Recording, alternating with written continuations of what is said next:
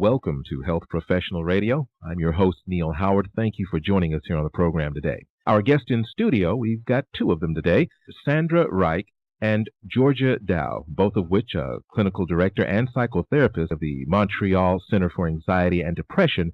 Both are here to discuss Seasonal Affective Disorder. Also, the co-producers of videos discussing SAD. Welcome to the program, Sandra and Georgia. Thank you so much for having us. Thank you both. Thank you both. Seasonal affective disorder, the calendar tells us that it's fall. I guess this disorder, seasonal affective disorder, I'm assuming that it has to do with the weather, but I could be wrong because I've never heard of it before. Enlighten me. So what happens is that our bodies react to the reduction in sunlight. And so what happens is we go through what we consider a mild feeling of hibernation, which is known as the winter blues.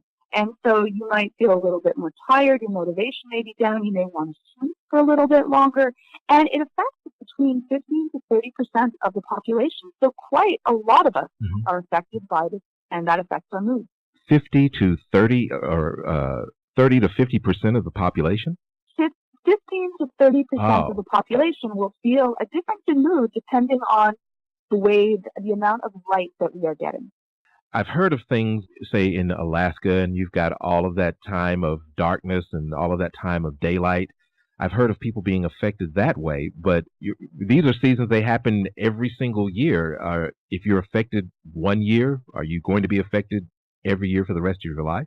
Most likely. Actually, the way it works is people who live far from the equator, where the winter daylights are very short, like you mentioned Alaska, but anywhere where there's less daylight hours could be susceptible to seasonal affective disorder. And it is very, very common as a result of that lack of sunlight. The sun plays a huge role in our circadian rhythms and also in serotonin, which is, as you know, a brain chemical that affects our mood enormously. If I'm affected, how do I know that this isn't some form of depression that's caused by something else? What are some of the symptoms that cry out SAD? Well, one of the reasons that you would know that it would be seasonal affective disorder would be that this would happen around the same time of the year, and this would be a pattern that you would go. And for some people, it's very mild. It might just be you feel a little bit more tired in the morning. You might oversleep. You might overeat. You may be craving for those carbs that you want to have. And it may be a little bit more difficult to concentrate or focus on tasks that you're dealing with. And that could lead to feelings of depression or pessimism. And some people also go through stronger headaches. So it would be the same as feeling depressed, but this would be something that you would start to realize if you're paying attention to that this seems to happen in a yearly way, in a cyclical way. The fall is filled with those special holidays, Halloween, Thanksgiving, Christmas. I've heard my entire life of people having, holiday blues. Has this been just a misdiagnosis or some type of myth all of these years? And now we understand that it's caused by the seasons themselves and not necessarily the festivities or lack thereof? Well, that's a great question, actually. And I think that it brings up the fact that it makes it very tricky because you brought up, is it depression? Is it SAD? Is it the fact that there's so much pressure over the holidays? And like Georgia said, one of the clues is, does it keep happening around September, October, before Thanksgiving and Christmas? That's most likely you're looking at SAD. If, in fact, right when the family's about to come for dinner, suddenly intensifies, then that's an added stressor. I mean, there's no question seeing our families can make us anxious, can make us depressed. So we have to become very curious about the symptoms that we go through. And there is a lot of overlap. There's no question. Depression and SAD have very similar symptoms. So again, pay very close attention to the trigger to start to get to some of the answers. The good news is the treatment for many of these things are the same. You both produced a series of DVDs on anxiety and depression, and I think they address this specific disorder. Could you talk about this series of videos that you produced? Okay. So we decided to come up with a series of videos to treat anxiety and depression and the various components that have to do with it.